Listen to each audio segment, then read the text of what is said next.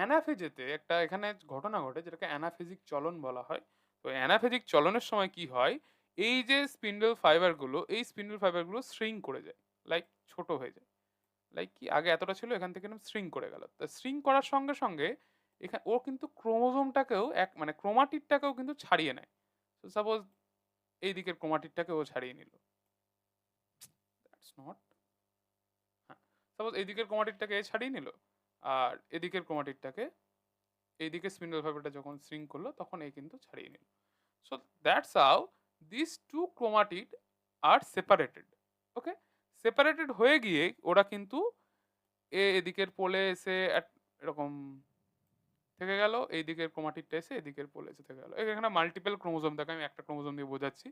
So then কি হয়, এইখানে এরকম অনেক ক্রোমোজোম গুলো এসে ক্রোমাটিড গুলো এসে থেকে গেল। তো এই পজিশনে এসে কিন্তু আমার অ্যানাফেজটা এন্ড হয়ে যাচ্ছে।